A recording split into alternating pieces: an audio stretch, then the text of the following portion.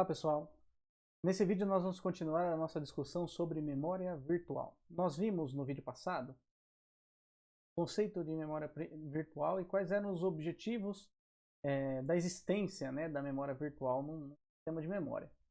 Nós vimos também como que funciona a tradução de endereços utilizando aí a memória virtual. Okay? E vimos também a tabela de páginas, que é justamente aí a estrutura de dados que armazena os endereços de forma a ser feita a tradução entre endereço virtual e endereço físico. Nesse vídeo nós vamos começar falando um pouco sobre substituição e escrita. Então até agora nós mostramos a memória virtual e como quando um dado é requisitado, esse dado é lido, ou seja, traduzido em endereço para a leitura desse dado. Agora nós vamos falar um pouco sobre falha, quando a página falha, e sobre a escrita. Então, quando há uma falha de página, ou seja, um dado que é requisitado não encontra-se ainda na memória virtual, não está mapeado na memória virtual, então deve haver uma substituição de página, ou seja, alguma página existente da memória virtual tem que ser escolhida e substituída por uma nova. Então, como que é feita essa substituição? Existem algoritmos eficientes aí para substituição de páginas. Um dos algoritmos mais utilizados é esse LRU, Least Recently Used. O que faz o algoritmo RLU? Ele substitui a página utilizada há mais tempo. Então, aquela que foi utilizada, foi referenciada há mais tempo, ela é substituída. E como que é feito esse controle da que foi referenciada há mais tempo? Então, adiciona-se à tabela de página um bit que a gente chama de bit de referência. Quando um dado na memória virtual é acessado, o bit de referência daquele dado é definido como 1.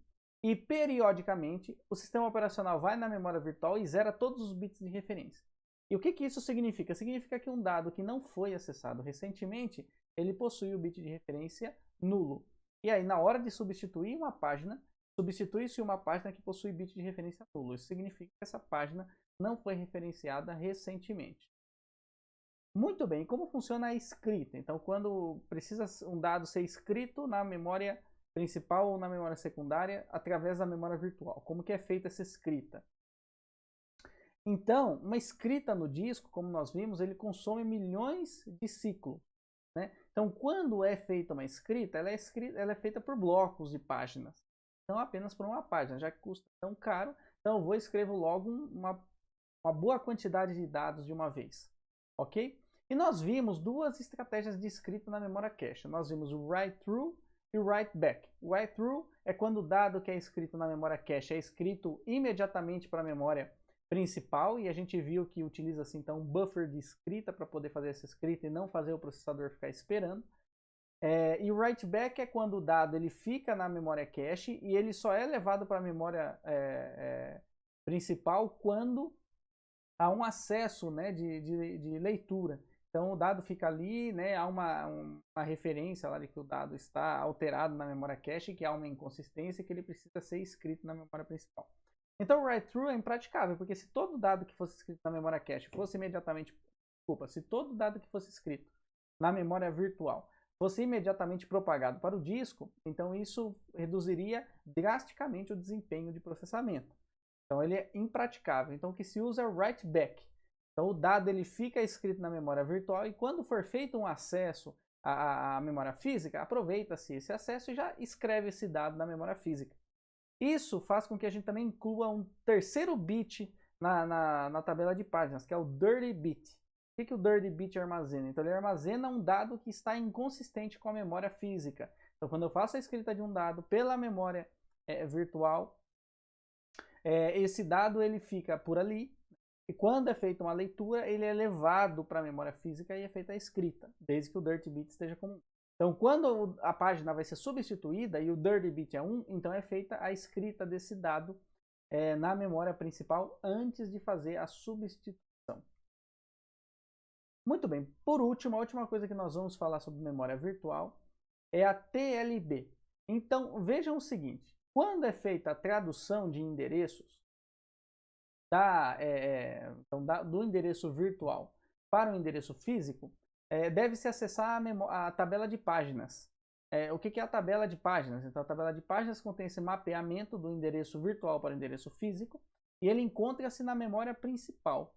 Então veja que isso não é muito bom, porque quando um endereço virtual é solicitado, deve-se acessar a memória principal, obter a tabela de páginas, e obtendo a tabela de páginas fazer a tradução do endereço e depois eventualmente acessar a memória principal novamente, caso esse dado não esteja na memória cache.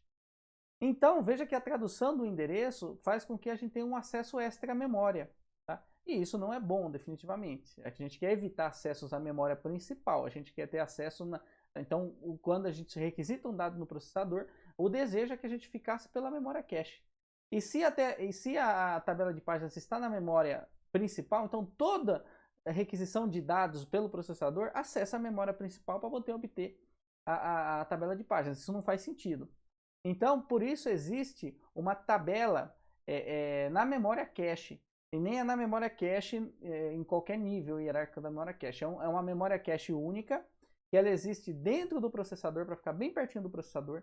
Então, quando um dado é requisitado pelo processador, rapidamente esse dado é traduzido do endereço virtual para o endereço físico. E essa tabela é chamada de Translation Look Aside Buffer, que é o TLB.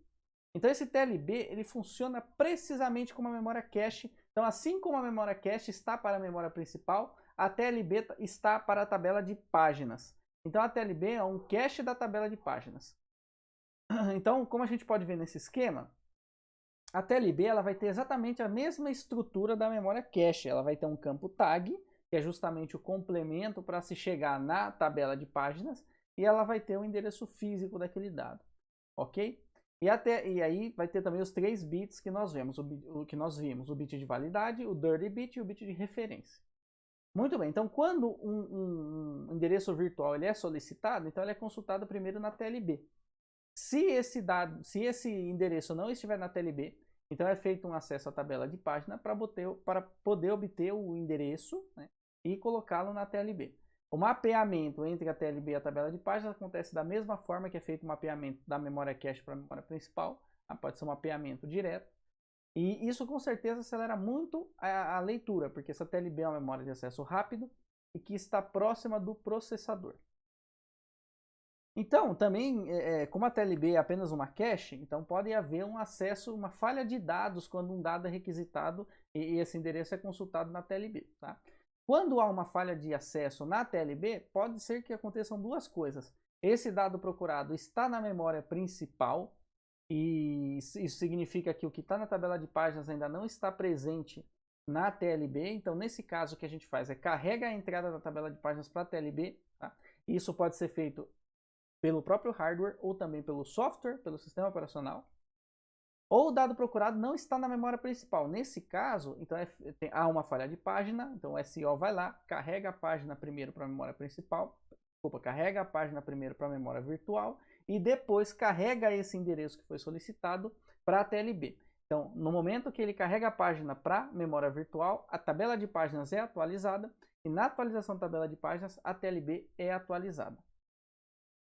Então, como é que funciona essa interação entre a TLB e a memória cache? Ou a gente pode até pensar, como que funciona então realmente o acesso à memória? Então, a gente tem aí, né, a nossa memória virtual, e a nossa memória virtual, ela compreende aí todo o sistema de memória do computador. Então, quando o processador faz uma requisição para um dado, na verdade ele não requisita o dado real, tá? Mas o endereço físico, desculpa, mas ele requisita o endereço virtual. Então, quando o processador faz a requisição de um dado pelo endereço virtual, então isso vai ter um tamanho de página, né? Então, a partir desse tamanho de página, destaca-se aqui o offset da página. Então, isso daqui vai direto para a tradução do endereço físico. Né? E a gente tem a TLB logo no processador. Então, quando o endereço virtual é requisitado, a gente procura pelo endereço na TLB. Pode haver uma falha ou pode haver um acerto. Se houver uma falha, a TLB é devidamente atualizada, como eu disse no slide anterior. E caso haja um acerto, então esse endereço físico é recuperado. E aí ele é passado para o próximo nível, né? Que é a consulta à memória cache. E aí a coisa segue como a gente está acostumado. Se ele não estiver presente na memória cache, então a memória cache já possui endereços físicos. Aí ele vai para a memória principal, ou senão ele vai para o disco.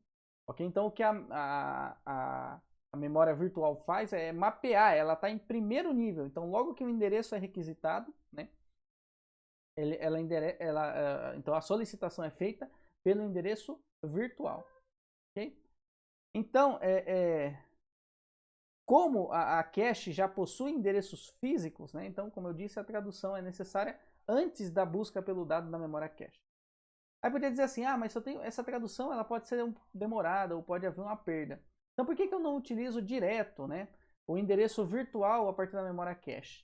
Então por que eu não faço solicitações de endereços virtuais para a memória cache? A memória cache armazena diretamente endereços virtuais e eu pulo essa etapa de tradução para fazer o acesso ao dado da memória cache mais rapidamente.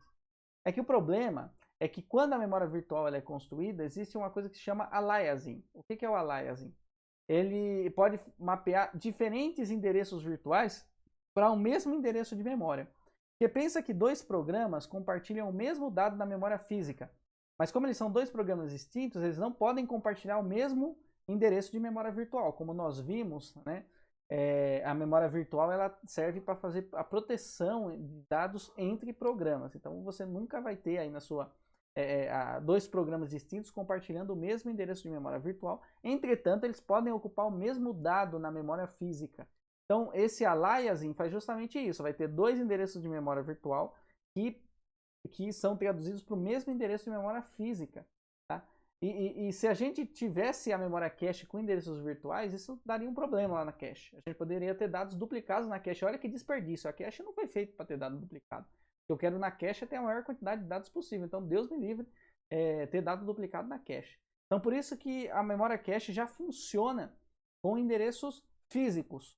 Porque eu quero, de fato, ter um mapeamento para a memória principal física, não para a memória virtual. Então, virtual, ela mapeia todo esse alto nível da hierarquia de memória. Então, é como se a hierarquia de memória fosse inteiramente traduzida num único vetorzão, que é a memória virtual. E aí, quando essa tradução é feita do endereço virtual para o endereço físico, aí as memórias físicas se comunicam e se viram cache, memória RAM e disco magnético, ou HD ou memória secundária.